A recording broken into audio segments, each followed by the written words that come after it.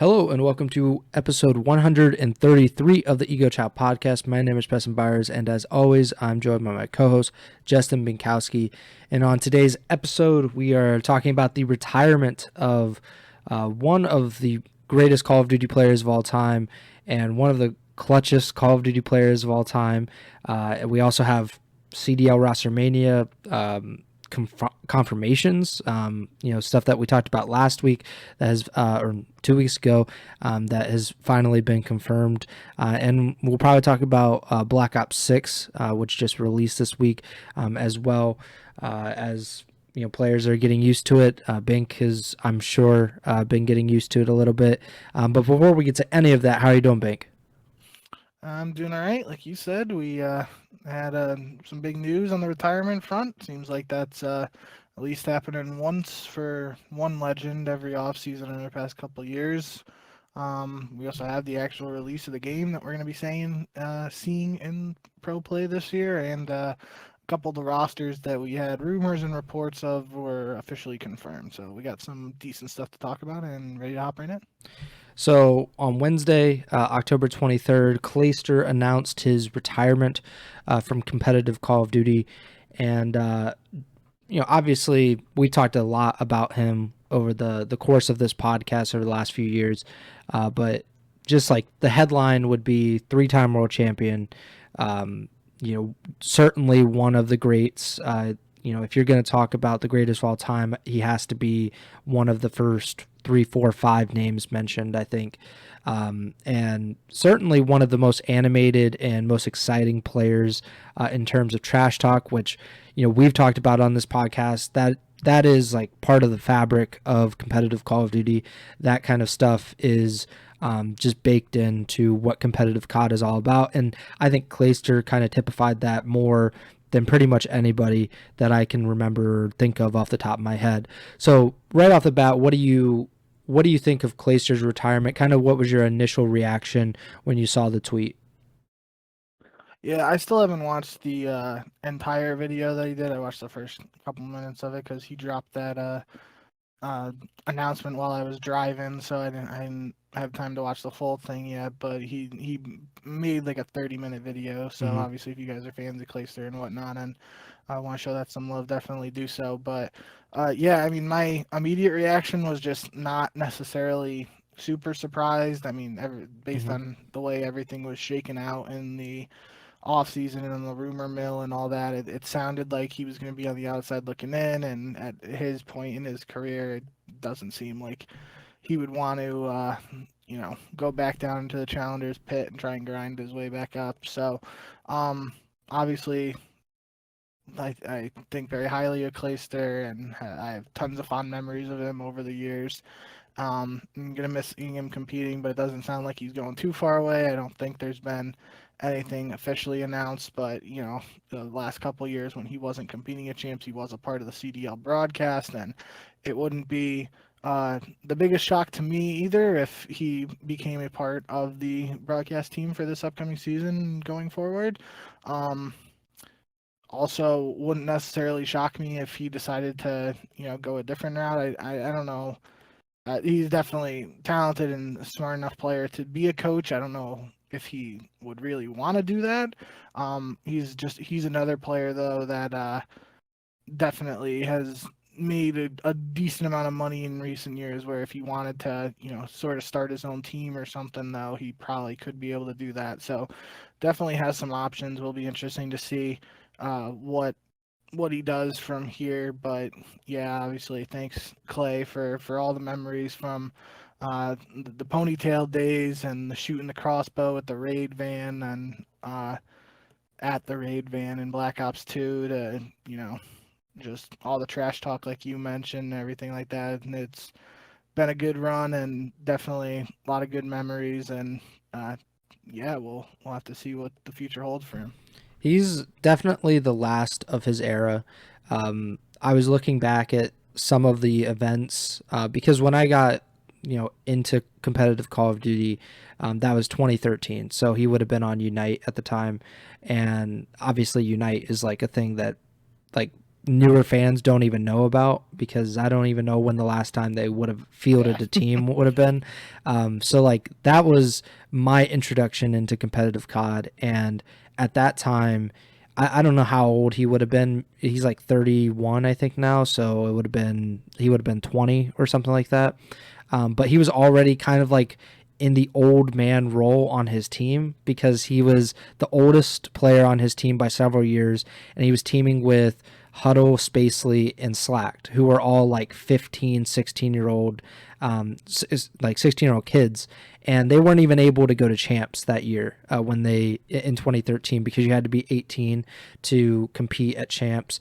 And so Clayster had to go with like an all European team. I don't think they ended up placing well at all, but that kind of that kind of showed what his future would be like. That he would, one, be the oldest guy on his team, teaming with young guys, trying to bring them along, and also like being in these weird team situations where I would say like he's one of those superstars, and it's kind of rare in competitive COD that like he wasn't like I don't I think of him in multiple different teams. Like it's not one team that I'm like, oh, that's where he is, cemented as a legend or something. Like obviously Optic is synonymous with Scump's name and Formal and Karma and Crim6, but Clay, he was a part of the Complexity dynasty, obviously, and I think that's what I first maybe think of him as. But then he wins a world championship with Denial. He obviously was on Optic. He wins X Games. So like I'm sure for some parts of the Optic fandom, or just competitive Call of Duty fandom, they'll think about him with Optic. I think he was with Envy and TK at different points. Obviously, the Empire at the beginning of the CDL wins champs, the first CDL champs, and then the last few years he's been on a different team every single year. He's New York, Carolina, it's Vegas, etc. So I think it's interesting to think about, because if you look at the top four players in terms of event wins in competitive Call of Duty history, they're all Optic guys. Like it's the Optic dynasty, because they won so many.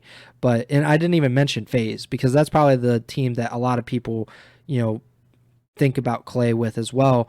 But his career is just so unique, and I think that's what is at least kind of interesting to me. Obviously, as someone who covered him, or just was like covering the competitive Call of Duty space while he was a big part of it. But yeah, I think about his career in a different way. I don't know if you had any thoughts about kind of the twists and turns that his career kind of went through, but it ended up being one of the greatest in this esports history. Yeah, I mean, I've definitely said it more than a few times on this podcast before, but one of my favorite like memories or lines is the whole like throw me to the wolves and I'll come back leading the pack, when they put that kind of ragtag team together at the last minute together on Denial for AW champs, and then he gets that's his first ring. He wins MVP of that event. And one thing I think that some people who weren't a major part of the scene might forget is that there was a bit of a drought for him for championships from I think it's like the end of AW until the end of Black Ops Black 4. Ops 4, when he's winning with like Simp and Abusey and them. It's like 1,400, 1,500 days he went without a championship. And uh, obviously that's a pretty long time for somebody who, now that the career is done and dusted, we're looking back on him as one of the all-time greats. And to have a period like that where he's not winning events for such a long period of time and he's still considered one of the greats, I think that just speaks volumes to how much he was able to accomplish. Or he obviously did it for a long time, and that's a factor as well. But like, you have a stretch like that where you're just not lifting trophies and you still end up winning 3 world championships, almost 20 events. It does speak volumes, and just to the type of player he is and the resilience he's shown. I mean, that kind of epitomizes just what he's capable of so many times throughout his career. It felt like, he was on the outside looking in, whether it's, like you were mentioning, he wins champs with Dallas Empire, and literally the next day the league announces they're going from 5v5 to 4v4, and he gets dropped from the team the day after winning his third world championship. Like, there's a bunch of times in his career, even dating back to like the Cole Dynasty days, where they were just like, yeah, we just want to get karma, and that's where you were talking about. There's like the whole short stint with TK, and I remember the video of like Mr. X being like, that's why you got dropped, and that's a different era of COD entirely. But nonetheless, there's a number of examples we can point to that just perfectly illustrate the type of player Clay was, how dynamic he could be on the map, and the intangibles that he offered to a team, no matter what organization it was, no matter who the players around him were, what he was trying to accomplish. At the end of the day, he wanted to win and do what it took to win, and he's able to do it in multiple forms too, right? Like I just mentioned, he was the MVP of that first champs when he wins in AW, and you know towards the end there, he's playing with guys like Shotzi and Illy and Simp and Abizi, who are now, on trajectory to do what he has done earlier in his career. So it's kind of a full circle deal there for what he accomplished throughout his career. And I mean, could sit here for hours talking about Clay and everything he did for Call of Duty, but end of the day, he's a legend, rightfully so. And yeah. Yeah. One last thing that I'll say about Clay is his career, that drought that you spoke of, like, I don't know if he ever really ends that drought if the United trade doesn't happen. That's kind of a turning point in his career, I think, because obviously he had so much success with FaZe, especially during AW. They were, kind of competing with Optic all the time about who's going to win this event, who's going to win that event. But it seemed like it was starting to plateau with FaZe. He gets traded in the middle of, I believe it was World War IW, yeah. So he gets traded from FaZe to E United, and E United trades Gunless, who had earlier that season led the team to the Atlanta Open Championship, which was like insane that they popped out of nowhere essentially. And he was literally like the best player in the game. Early IW. Like, he was running the Invis, I think it's called Phantom, the invisible character, and he was getting 2 invisible pops, like the special ability, twice in Search and Destroy games. And people are like, dude, there's some games our guy doesn't even get it once. Like, what the hell is going on here?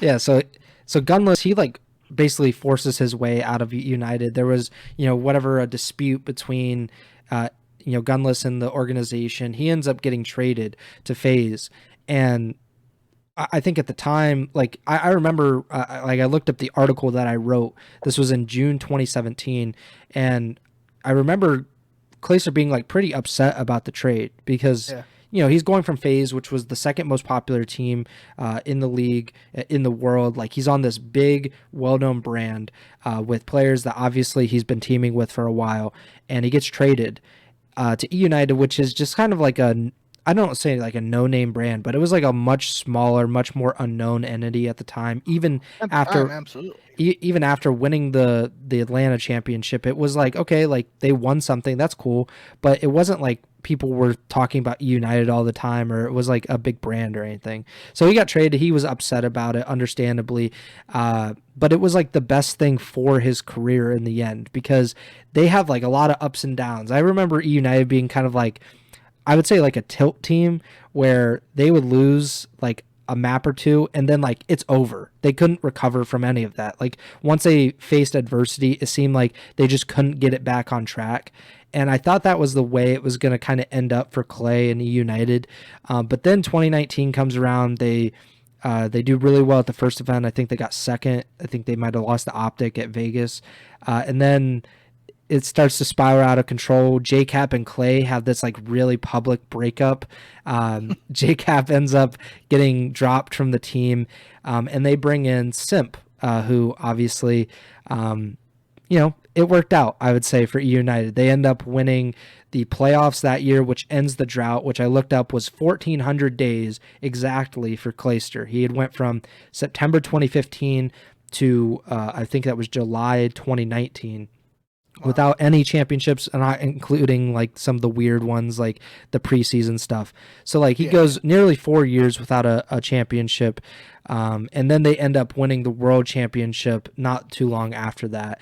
And then he ends up going to Dallas the next season because that's when the CDL starts, and wins the world championship despite I think most people thinking that it was going to be Atlanta phase because that's where Simp and Abizi, his teammates, went. So like it's just a weird thing, and obviously, like I said, he is not going to be known for like one team. Maybe it's a United, maybe it's FaZe, maybe it's Cole. It's really tough to say, but it kind of speaks to the uniqueness of his career, and like it wasn't one team, it wasn't just one group of players. He kind of did it with everybody, and not to say like he's carrying Simp and Abizi to championships or anything, but like it was obviously a group effort, and I think he's a really influential player on a lot of different players' careers. Like Attach was very, very young when he wins his first world, wins the world championship with Clay. Obviously, Simp and Abizi.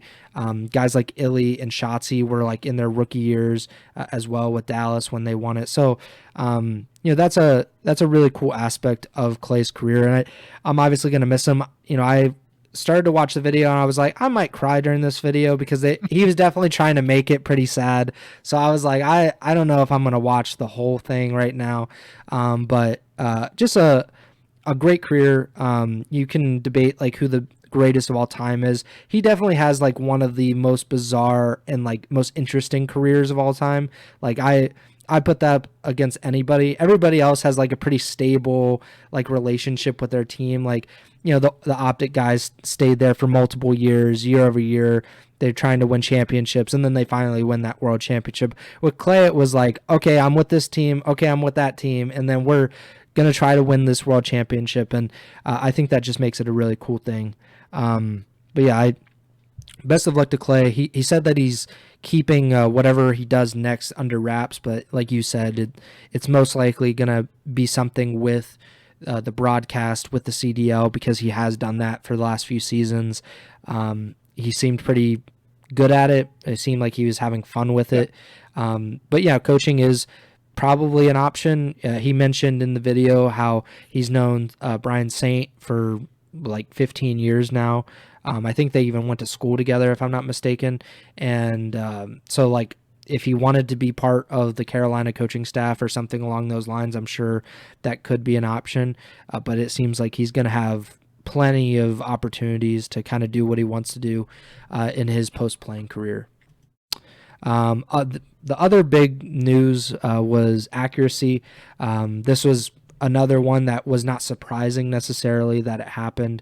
It was kind of weird that it happened on the same day as Clayster, but Accuracy announced his retirement from competitive Call of Duty, and like his career is his career is kind of odd in a different way, but like he just had a really like underrated successful career.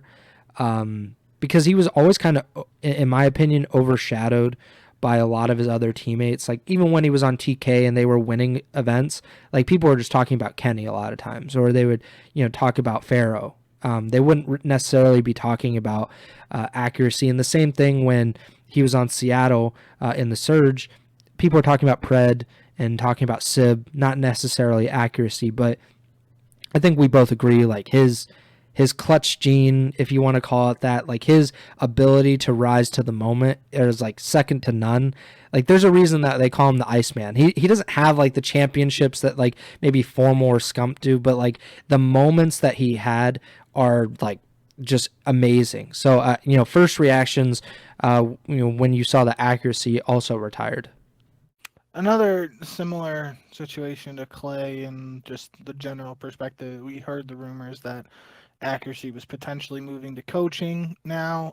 We'd heard earlier before the ROSTERMANIA stuff that he was potentially helping Optic ahead of champs and whatnot on a coaching front, and I think we talked back then about how that's something that makes sense for a player like him. Again, somebody who's very smart in game and a good S&D player. It usually means that you have a good mind for coaching, or that will translate well to coaching. So definitely a move that makes sense. Obviously, um, you know, him and Clay are both veteran AR players, but Clay definitely had more success over his career than Accuracy, though Accuracy did have a couple good runs there, like you mentioned, with that TK squad, and he, did well with even like the Seattle Surge team with, I'm pretty sure it was when they had Mac, so Mac and Hmm.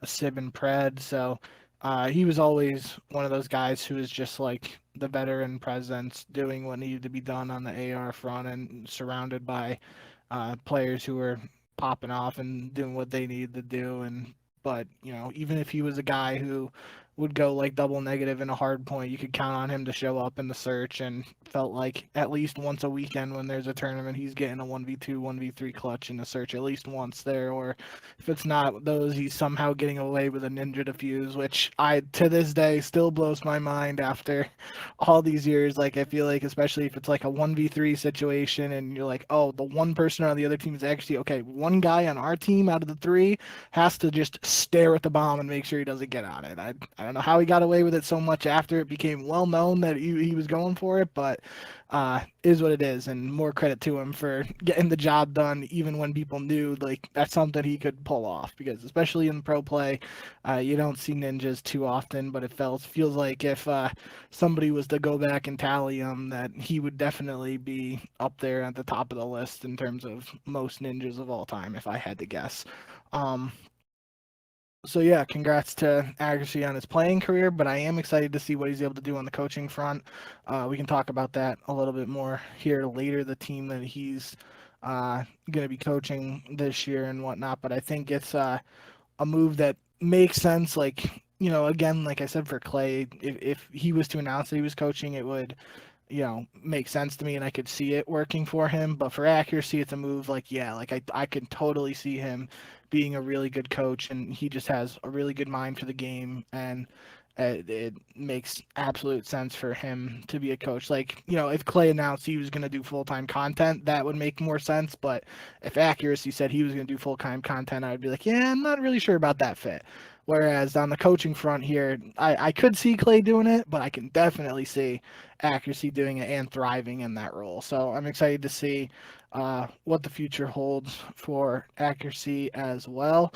Um, the other note, I saw Brian Stats tweeted after Clay and Accuracy retired, was that so far, at least with the rosters that have been confirmed, only 3 players now who competed in Ghosts are still going to be competing in Pro Play and Black Ops 6. And that's Attach, Slasher, and TJ Halley.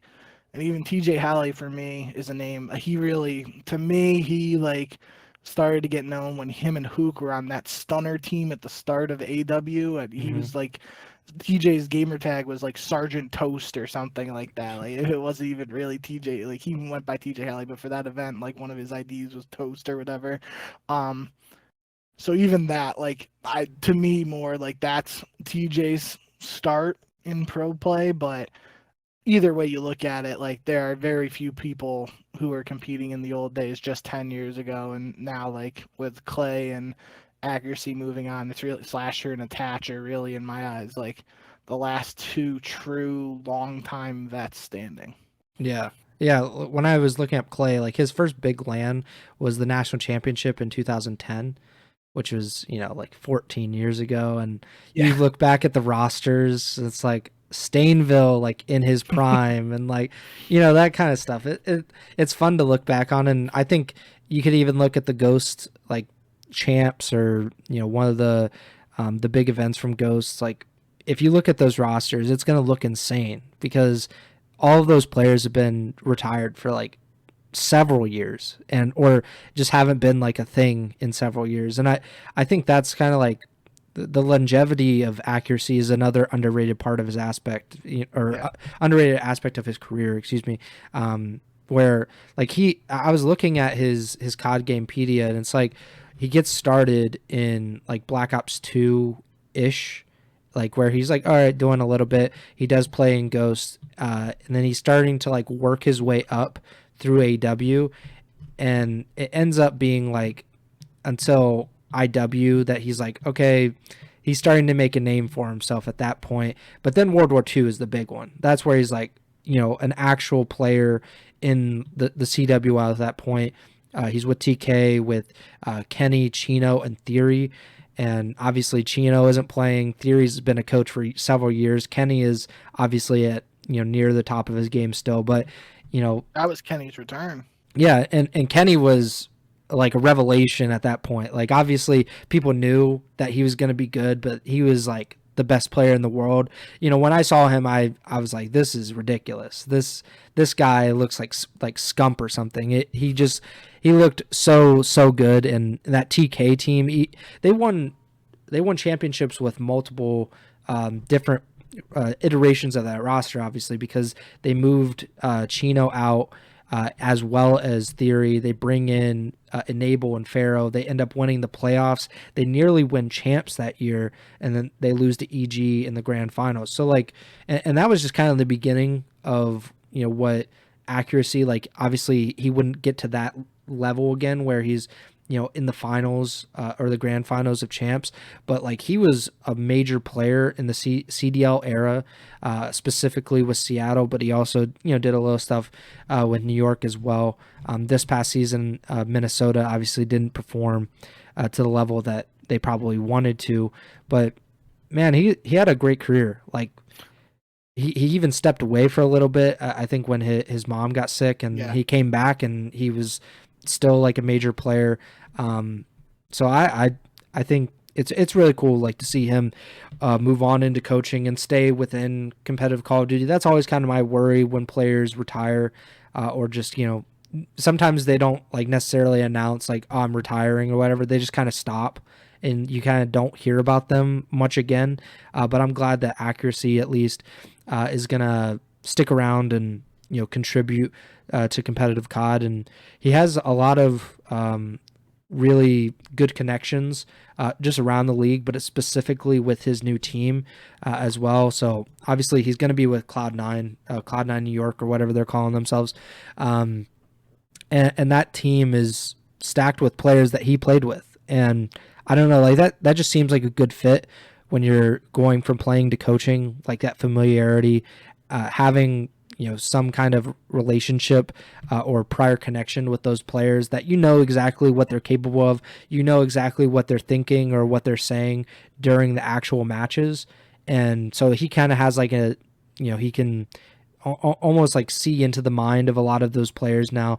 So I'm really excited. What do you think about his kind of potential and this new Cloud9 roster's potential? Yeah, just one thing that I thought of while you were talking there too is, it's tough for him and Clay retiring on the same day. Like some people might say like Clay is overshadowing Accuracy's retirement and stuff. But one thing that I just thought of is like there are people like you mentioned who they retired. You kind of just don't hear anything about them or anything. But like even someone like Accuracy, who you might not think of as this guy who's just out there dropping 1.5 KDs and winning a ton of championships and stuff, is like he just obviously has those connections like you said, and he's a well-liked player in the community. And that's important. Over the years, there have been call-outs named after him. The ones that remind me the most are like Lamar Tank and stuff, just because he was known, and like Lamar Wall on Ardennes Forest in World War II. Like he was known as that guy to be the AR, and he was posting up in spots so frequently that there were call-outs being named after him. And I think that's just important to highlight as well, because like you said, there are people who could retire and just not have that sort of impact as someone like Clay or Scump, obviously, and stuff like that. But if someone's going to retire and have, to a lesser extent, still have some lasting impact, even if obviously actually going on for coaching, but like that it's possible, as long as this generation of players who have played against him and stuff like that, there could be a call out on this in Black Ops 6 that they just decide to call out like Lamar Tree or Lamar Tank or something like that again, and that's just something cool to see. But yeah, and on a more serious note though, I do think I am excited to see what Accuracy does with this new team that you mentioned, like Cloud9. playing with, or the team was confirmed to be Sib, Attach, Mac, and Kremp, but it's not. No, it is Mac. Mm-hmm. I'm still confused because Mac was on like 3 teams Yeah. after not being on any team. But anywho, yeah, that, like you said, the only one there that I don't know the relationship in the past with would be Kremp, which obviously Kremp's a newer name. And he was on 100 Thieves last year, so I don't really think there's some pre-existing relationship there, but definitely he's very good friends with Attach and teamed with him in the past on New York, and I think some of the Curse teams maybe And way back Minnesota. in the day. Minnesota, correct? Yep. And then obviously Sib and Mac, he was playing with them and winning a championship with them on Seattle Surge and Vanguard. So Attach put out a video on his YouTube kind of talking about the off season, and he did mention that there was like some period of time before the 100 Thieves The super super team. team. I forget exactly what it was, but it might have been Attach, and I forget what he said now, and I don't want to misquote him, but he definitely mentioned that Accuracy was potentially going to go to 100 Thieves and coach a team there. I'm pretty sure it involved Joe Deceives and Kremp, and then I can't remember if Ghosty was involved, but I feel like it was Sib, Attach, Joe Deceives, and Kremp or something like that. And then obviously Joe Deceives went to Toronto, the super team happened, so that kind of fell through. But nonetheless, it seems like uh, sort of like you said, the previous relationship that he has with these players in his competing days was definitely something that is they're going to try to use as pre-existing chemistry to build around at the start of the Black Ops 6 season for Lamar's debut as a coach. And I think that's something that should be helpful to him. It's not like he's, being thrown into the fire on, I don't know, let's just say Vegas Falcons, for example, coaching 4 players he hardly knows. Obviously, Mm-hmm. that's not a great example, but obviously having that pre-existing relationship with most of these guys on Cloud9 should be beneficial to him as he's looking to officially start the next chapters of his career. And I think we kind of mentioned it. Like we didn't do like a full on tier list or anything like that when we were going through the rosters last episode, but like C9, it feels like on paper there's the big question mark to me at least is Mac, just because he hasn't competed and didn't compete last year. But if he comes back frying and doing what he's done in the past, this Cloud9 team could definitely be in like that I Fourth, guess fifth. we were saying last year is a 4-team league. Now it's kind of looking like a 3-team league. So I guess you could say like they would be in the 4th to 8th range. Yeah. But um, we'll definitely do a more official tier list once all the teams are confirmed. But for now, yeah, there's definitely a middle of the pack team for C9. Definitely a team I expect to be at champs. If they don't make champs, that would be a big failure in my eyes. And Yeah. the one thing too, now that I remember, in Attach's video, he was talking about the Vegas team, um, and he said they won an S&D at Major 1. I forget who he said it was against, but then they didn't win another S&D on LAN until the last Major of the year. So they went like 2.5 events without winning an S&D on LAN, and obviously it's a different team now, and Attach was talking about, because there was the rumors of Nero potentially being on C9, so there was potentially more of that Vegas team being on this Cloud9 Mm-hmm. team. But either way, when you think of like I don't know where you would rank Attach in terms of an S&D player. I don't think he comes to mind for me as like a superstar in S&D, but he definitely doesn't come to mind as me as like a bad S&D player. Especially a player that I wouldn't expect him to be on a team that doesn't win a S&D for 2+ LAN events. Um, with this team and with Accuracy as his coach, I definitely expect that to be more of a strong suit for C9 heading into this year. And I would be very shocked if this C9 team goes on a similar uh, struggling streak there with S&Ds as we saw with Attach's past team. So that's one thing I will be keeping an eye on with accuracy in C9 in general this year, is especially how he's able to impact the S&D play now that he's not on the map and from the outside looking in. Yeah, I don't really think of Attach like favorably or unfavorably in terms of S&D. Like Yeah. it, like the only player like that comes to mind instantly that is like unfavorable would be like a Nabel, and that's like probably unfair, but like that's just No, it's not. He was subbed out. yeah, that's just like the end of his career. It really like was like, oh man, you're really bad at this, aren't you? But like that's the only one that comes to mind where I'm like, man, like that's just you can't have them in S&D or something. But obviously there are players that jump out as like very very good S&D players, accuracy being among them.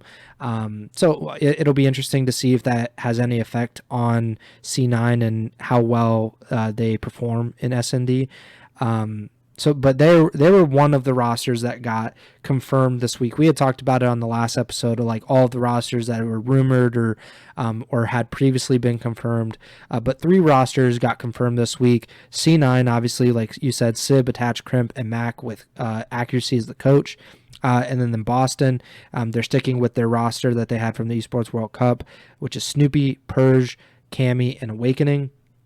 And then the Carolina Royal Ravens going with Gwen, TJ, Slasher, and Vivid. So we talked about all of those rosters. I think of those 3, the worst one is Boston, pretty clearly. So like that's a team that we'll see what happens with a full season, but Boston obviously had so many struggles this past year that it's going to take a lot to really break out of that reputation. And then the other 2, like I think C9 will be the top of those 3, like just on paper. But Carolina is kind of an interesting team. Do you agree with that kind of just like quick, brief power ranking? I guess C9, Carolina, Boston of those 3, like of those 3 confirmed rosters.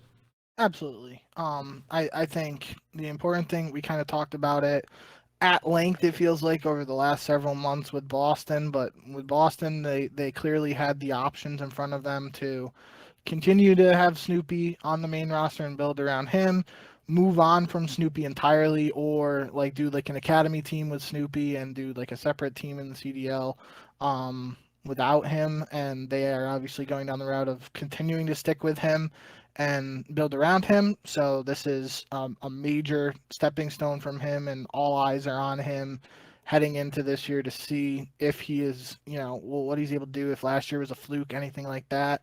And just linking these teams together that we're kind of talking about here is, obviously Slasher was on the Boston team beginning of last year, and he wasn't on a CDL team after that, after getting dropped from Boston. So that first Carolina versus Boston match, Slasher versus Snoopy, that's going to be a banger. Yeah. And if Carolina wins that, I am 1000% pulling up Slasher's Twitter and refreshing that on repeat until I see something pop up, because that should be a good one there. But yeah, I think the Boston team definitely played better at the Esports World Cup than they did at all of the 2024 low bar. CDL season.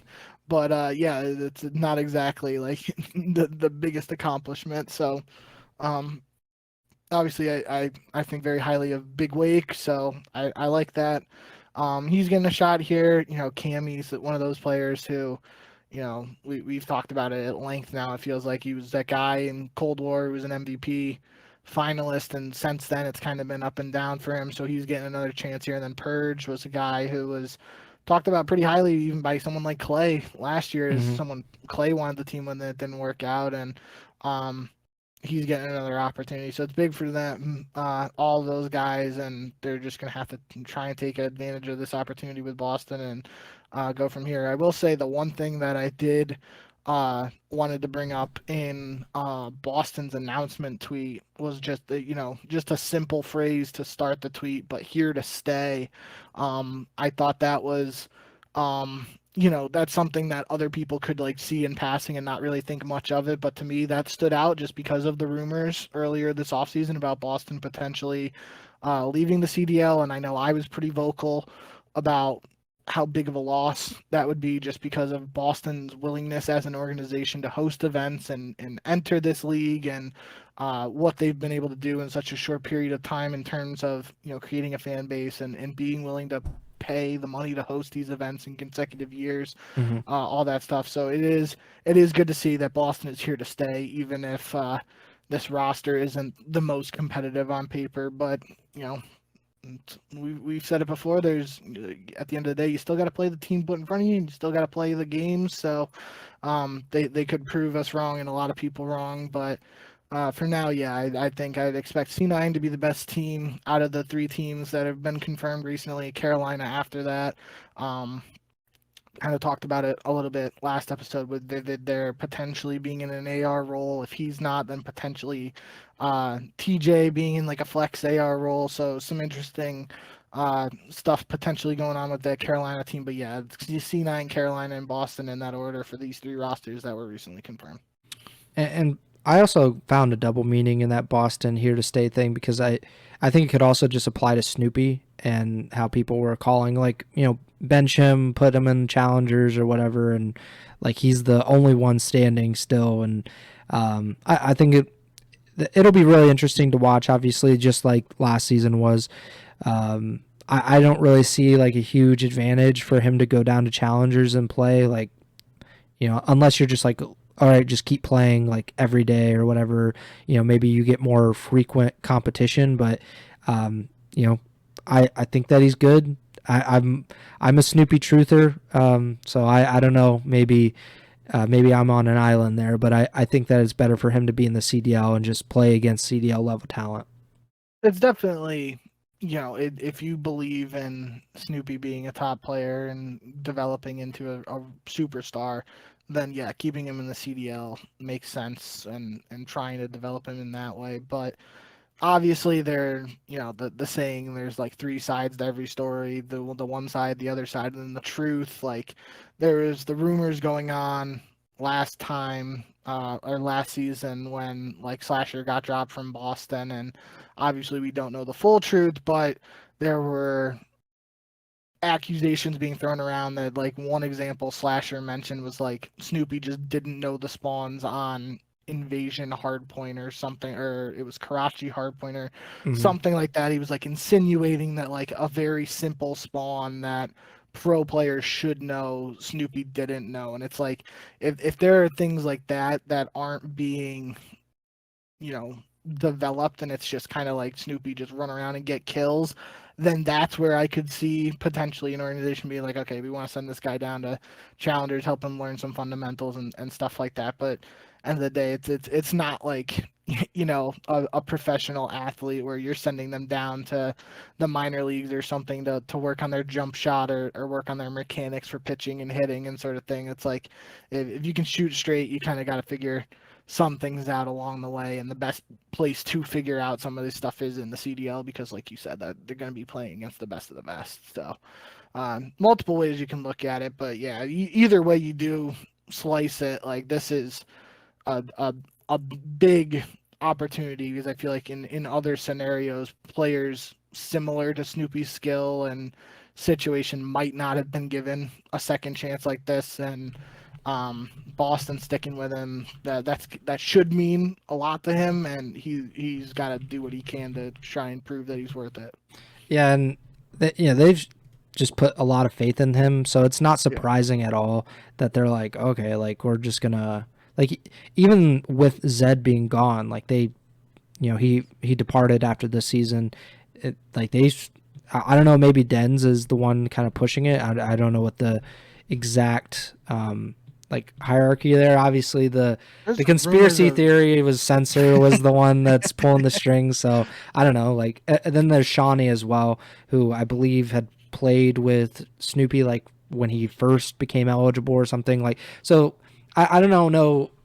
Maybe it is Censor. Maybe Doug Censor Martin is like the puppet master and all of this, and he knows like exactly what to do. But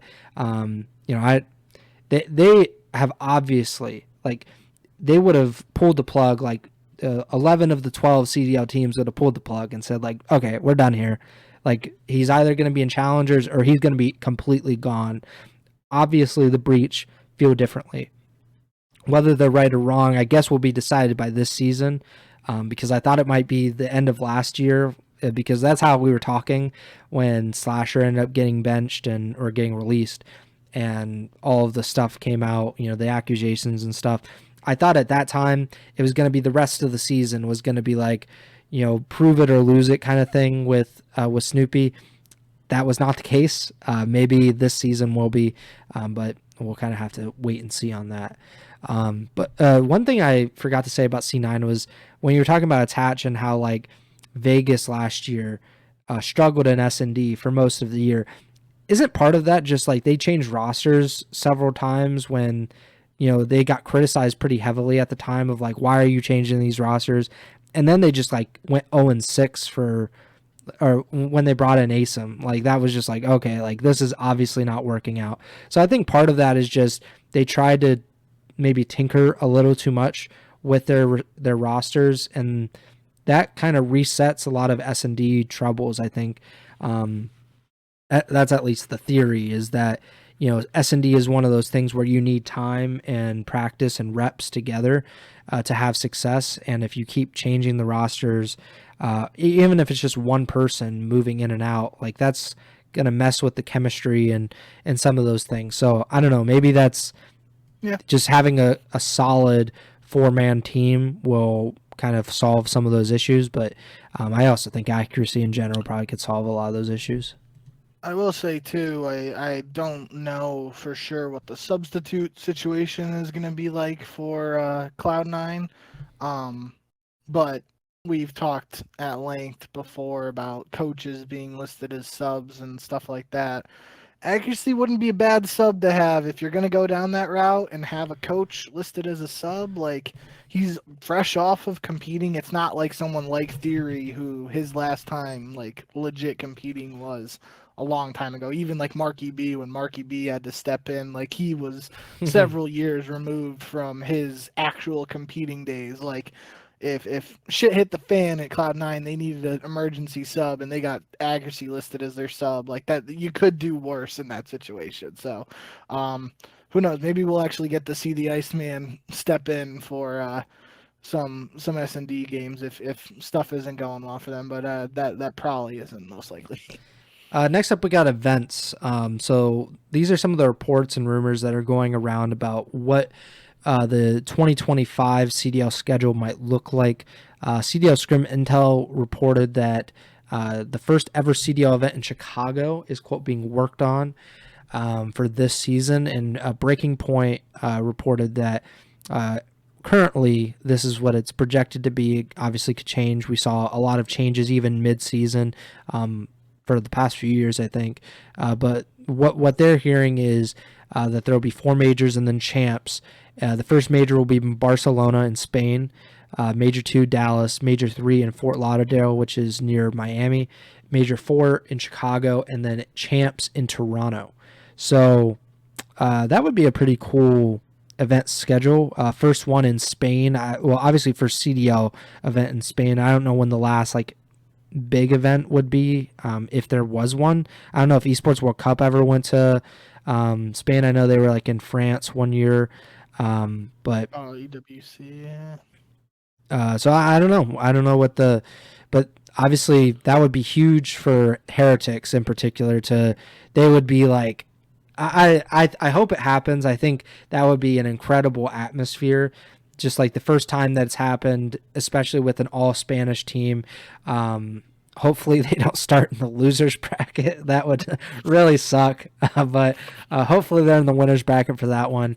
But the atmosphere would be incredible. And then they would get another home event pretty much with Fort Lauderdale, even though I think that one would be a little more neutral or more American teams centric. Chicago would be an optic home event for all intents and purposes, even though Minnesota or G2 is geographically the closest. And Toronto for champs would be really cool. Toronto has put on some pretty good events in the past. So your overall thoughts on this tentative 2025 CDL schedule? Yeah, you kind of said it, but I mean, just based on the breakdown we have right now, reportedly, it would basically be for the majors at least. You would have, for all intents and purposes, like two Miami Heretics events and two Optic Texas events, right? Yep. Like Barcelona and Florida for Miami, and then Dallas and Chicago is kind of Optic. Obviously, the Fort Lauderdale and Chicago, like you said, would technically be neutral. I guess Barcelona would technically be neutral too, and then Dallas is really the only quote unquote home event for Optic Texas. But um, it is cool to see them sort of branch out to other regions if this does come to fruition. I know a lot of European fans would be excited about finally having an event back in Europe, even if it is in Barcelona and not the UK.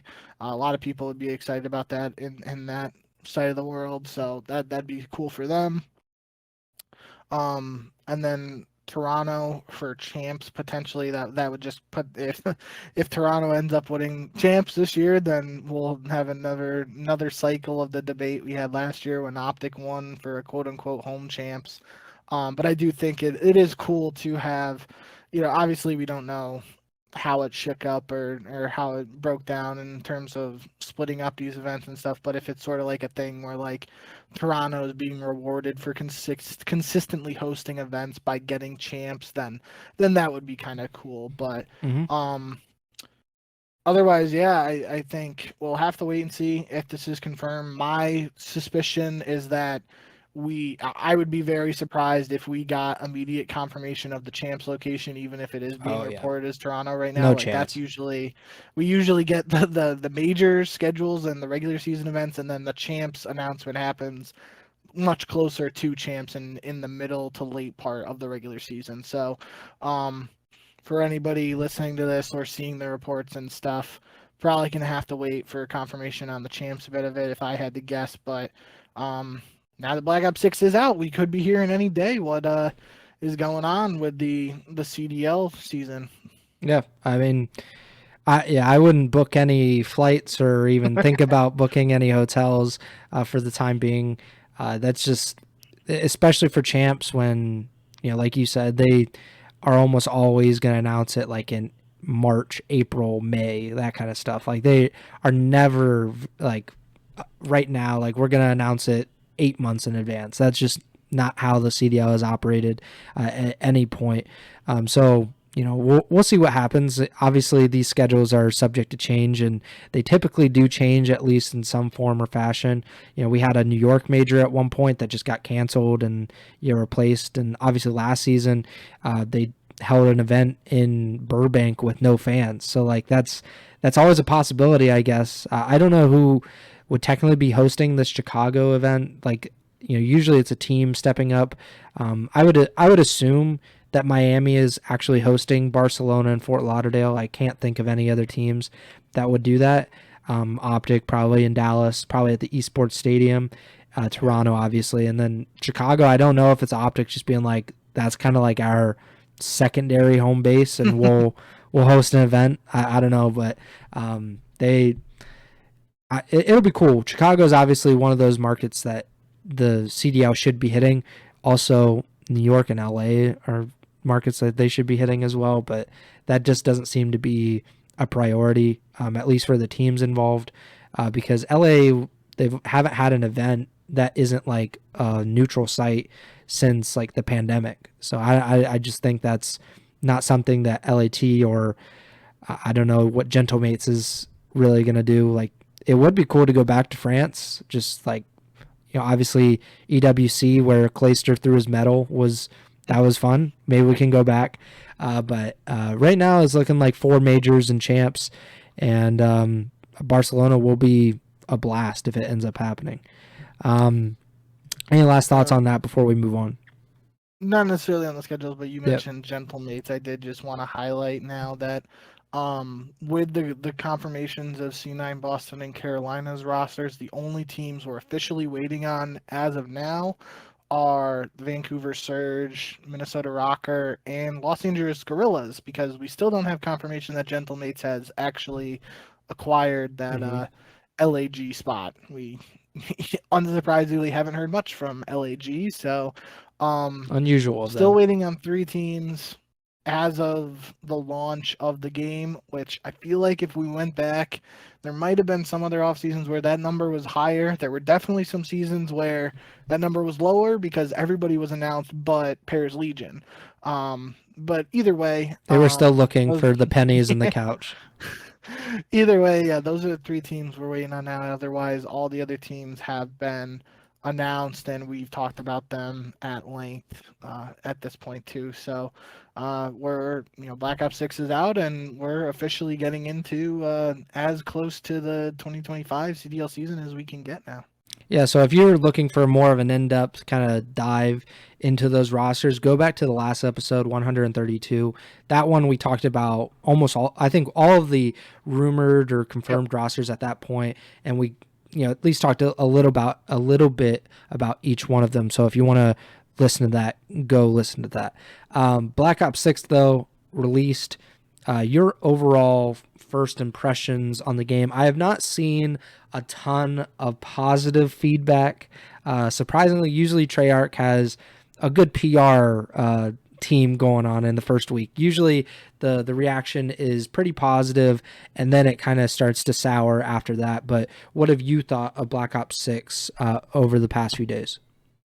Yeah, I've enjoyed it for the most part. I think the overall biggest complaint from most people has been the maps, and just there are just some maps that are just almost unplayable, and it's like at the point where you pop up and you're like, yeah, we're backing out of this lobby. And one thing I will say, which this is just about to be an absolutely crazy statement because I've joked about it many times over the years, but with the map voting back, you can actually, like, if one map that's good and one map that's dog shit pops up, you can be like, oh, I don't have to play that bad map, I can just vote for the other map. And there's a stretch there where the map voting didn't exist in Call of Duty, and you were just joining a lobby, and if that one map that was bad was the map, you either played that map or you had to back out. Crazy to think that just a feature like that was implemented very early in Call of Duty was just removed for absolutely no reason, seemingly, and now it's back. But that's another debate for another time entirely. But overall, yeah, I feel like there's like one map that I don't even know the name of it, but there's like water and the to get to the hills, you can swim to some of the hills, and it's just one of the buildings is kind of like slanted, and it's like, what are we doing here? That map, I don't even know the name of it because I've played it like twice, and I did not really enjoy myself. There's the Scud map from the beta that has like the really big satellite or dish tower sort of deal that basically if you go in that like little peephole you can see almost the entire map. A lot of people didn't like that map in the beta, and it doesn't really seem to have changed too much in the main release. But there are some maps that I do quite enjoy. There's this one really tiny map called Babylon. Basically just like a square, and there's like a square in the middle, and there's four staircases up to it, and that middle is B-Dom, and then the rest of the map is happening on the square around it. A lot of high octane gameplay there. There's another map um on like a ship, not ship base, an air base. I think it's called Subsonic. That doesn't sound right though, so I can't remember. Um, but whatever that one is with the plane that's on an air base, that's a really small map too, and you can get a lot of kills just running around on that. So that's been fun. But from a competitive standpoint, I haven't seen too many maps that like jump out to me right away as, oh, this map's going to be really good for competitive play this year, and that kind of worries me a little bit. I feel like was talking to head Ego Chall correspondent Trem after playing a little bit on launch. I think like the initial um map set for the CDL for these kickoff tournaments and stuff, they were including 8 maps of the 12 6v6 maps, and a lot of them just like are just like there because they're trying to figure out if it can be playable and stuff. So we'll have to see how it works out. Some of those like the map like Babylon, like I said, like I can't see that being a CDL map just because it's so small. And same with that airbase map. Like it's a cool map for pubs, and if you're going for high kill gameplay in pubs, like yeah, that's fun. But I couldn't see either of those being really good CDL maps. And then some of the bigger ones, it's like I don't know. I think it's going to be really interesting, and maybe it takes some more playing from the pros, obviously, to see what we're going to do for an initial map set. But that definitely is the first thing that really stood out to me so far. Is like I am slightly worried about what the initial map set's going to look like for the 2025 season. Um, Obviously, as a Treyarch game, they have some opportunities. I think there have been rumors of DLC maps being maps from past CODs coming in, and that's sort of like what happened in Cold War, right? Like we had Raid, even Express come in and stuff like that. So it's possible we could go down that route and maybe have the map set saved by some old staples, but um, until then, I am definitely slightly worried about how the map set's going to look and what it's going to uh, look like as we get closer to actual gameplay. Um, in terms of like gunplay and stuff, I do feel like, at least in my experience, I know there's been a lot of talk about certain ARs and certain SMGs, but it feels like this is a game where it doesn't feel like there's just one super dominant AR and one super dominant sub right off the bat. Um, for the subs, there's like that Jackal PDW, which was really good in the beta. It's still really good at launch here, but it's not as OP as it was in the beta, at least in my eyes. It's still really good, don't get me wrong, but it was really, really good in the beta, and it's definitely been tuned down a little bit, but it's still good. There's also the PP Bison, which was in Ghost. It's the one with like the tube Yeah, reload mechanic. I Um, hated it.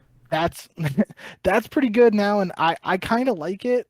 Just it has a default mag size of 64, so you like don't even have to throw on extended mags or anything like that, and you can, basically kill 5-6 people without having to reload if you really want. So, that one's been pretty good. And then the C9 is kind of like the MP5 esque sub. That's like the default sub, and that's decent. I would definitely put that like third over those other ones. There's the Tonto, which is kind of like a slow firing sub, more like the Milano from Black Ops Cold War.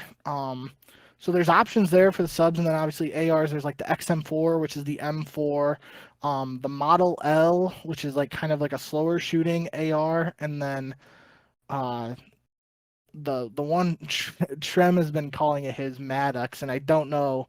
I can't remember what I think it might be GPR 91 or something like that. It's like 3 letters. I keep wanting to say there's a Q in there, even though I know there's not a Q, but I can't remember exactly what it is.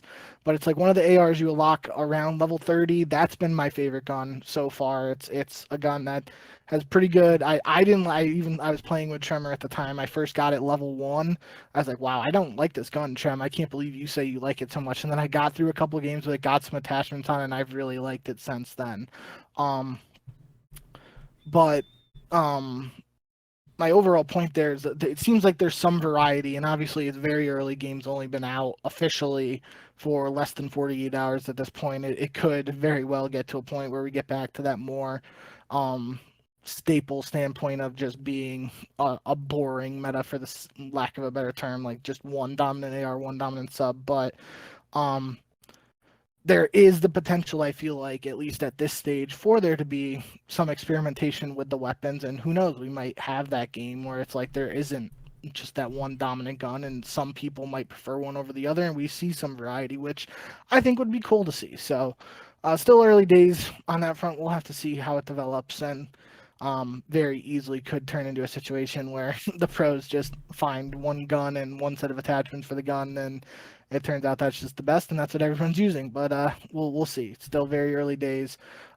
I am excited about that. Less excited about the potential for the map set at this stage, but things have changed with the map set at various points, whether it's through DLC or like changing hardpoint locations and stuff like that for pro play. So we'll have to see how that all shakes out. uh, I think the saying is like you're only as strong as your weakest link, and COD is only as strong as its map set or its map pool, and that's been like true pretty much every single COD that I can remember. Obviously, the CODs that are remembered best typically have the best maps, and it's not as much about the guns necessarily as it is about the maps and just like how fun they are to play on a daily basis. I think Black Ops 2 is the greatest COD ever, and I think it also has some of the best maps and some of the maps that they continually bring back every time Treyarch does a game, coincidentally. So hopefully things kind of work out. I just don't understand why it's not automatic that like some map like Raid or Standoff just automatically is in these CODs. Like just add them anyway, because then it just gives you a little bit of a buffer. You can, like when you're in pubs, like just make sure that those maps are not as high in the rotation, or like they're not seen as often.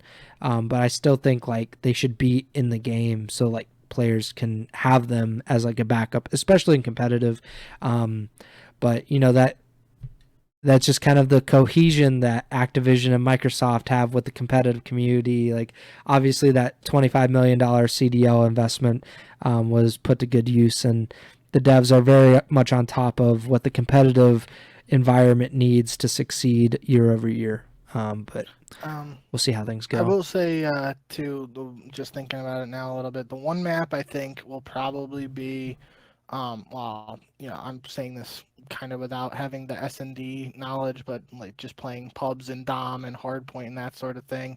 I feel like Skyline, like size-wise and just the layout of the map, that probably has the best potential for a competitive map at this point from the maps that I'm thinking about. And then there's Derelict, which it feels like to me is a map that I'm seeing a lot of people at least like not totally hate. But in my experience, I haven't been a huge fan of it. It feels like it's a 3-lane map, but it feels very narrow to me for whatever reason. There's like trains in the middle, and you can go through like little passageways and stuff like that. But it is technically like like there's the 3 lanes, and it just feels narrow to me. So I don't know. Those are the 2 maps that I could probably see trying to get to competitively work, just based on like size and stuff. Maybe even Derelict is on the smaller side, but Skyline probably makes a lot of sense if they're able to have spawns and all the necessary nuts and bolts worked out. Yeah, I've seen people kind of say good things about Skyline, so I would assume that'll end up being in the final map set, but it sounds like there's not a lot of consensus on what will end up being in the pool, but we'll see. I mean, they have a little bit of time. We don't even know when the CDL season's actually even starting, so we might have quite a bit of time to figure that out. Last thing is Cloud9 New York, their logo. I don't know, someone got into Microsoft Paint and put together real quick. I mean, it just extends my rant on city-based teams. That is the sole reason I put it in the notes. I just got very angry when I saw the logo, and I might have punched something in the process. But I don't know if you haven't seen it. I don't know. Just imagine the C9 logo, and then someone put a New York sticker right on the side of it. That's about as good of a description as I can give. Your thoughts on this masterpiece of art? That's like I said, the reason I put it in there is because I had a feeling it would spark our never-ending conversation about the unnecessariness of the geolocation and location-based names and whatnot. But we've definitely talked about that enough, and don't need to go into it any further. It will be interesting. I think Jack, the CEO of C9, said previously that they will be going by Cloud9 New York. I don't know if it's like been officially announced outside of that, and obviously I don't think this logo has been officially announced outside of it potentially showing up on the CDL site and whatnot. So there's time for change there, but yeah, I just think this is kind of on the extreme side of like it feels like to me that the whole thing with like you can't have the same name as the parent org in the CDL franchise or whatever. You can't have that logo, and it's like, well, this is how different is this? It's when it's literally, I mean, you kind of described it. It's the C9 logo with just the letters NY replacing a small piece of the part of the Cloud9 logo. Like, come on, how much different is that really than just the normal C9 logo? But that's probably just yelling into the void there, and nothing's gonna come from it, even if we do rant about it a little bit. Yeah, I mean, on the Call of Duty League website, it would seem that it is going to be Cloud9 New York, because you know how they do like Texas and then Optic is the big word. For Cloud9, it is New York, and then Cloud9 is the big word. So I would assume it's going to be Cloud9 New York. Either way, it's stupid. We all know that. But yeah, maybe the more absurd these names or logos get, the more I'll be on the side of geolocation and bringing these city-based teams back, because this is so stupid that it might get me in on it. And I think every team should do this. Like, Optic should just like have their logo and then put Texas right in the middle of it. Maybe the Thieves need to put like the Los Angeles skyline in the middle of their logo. I don't know. Just be as stupid and wacky as it possibly can be, and maybe I'll get interested in city-based teams. But yeah, that about does it. We've gone a little bit over an hour. Obviously, still some rosters out there that have not been confirmed, so when they do, we will be back. But until then, we're probably not going to be doing a lot of episodes unless just more COD Legends decide to retire like every week. Maybe we'll get like a 2-for-1 again next week. But we appreciate you guys listening and watching the podcast. Make sure to subscribe or follow or like the feed wherever you're listening or watching on Apple Podcasts, Spotify, YouTube, Amazon Music. Follow us on Twitter at jbink with 2Ks, at Preston Byers. Podcast Twitter is at Ego Chall Podcast. And next show is to be determined, but we will obviously tweet it out when we do go live. And if you follow the twitch.tv/Ego Chall Podcast, or subscribe to the YouTube channel, you'll be notified when we go live with the stream, which is definitely the best way to at least watch it live. And if you are interested in the podcast feed, obviously just whatever podcast platform you listen on, just follow the feed and you should be getting those the morning after we go live with the streams. But yeah, that does it for me. Bink, take it away.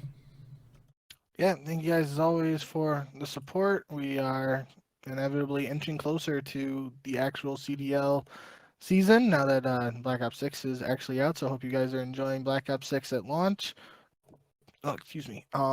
And yeah, we're at 149 subscribers on YouTube right now. So if somebody listening or watching after the fact hasn't subscribed yet and wants to be the big 150, that'd be greatly appreciated. But yeah, other than that, hope you guys enjoyed, and we'll see you whenever we see you again. Just stay tuned and we'll be back eventually. But yeah, until then, always remember to send the chow.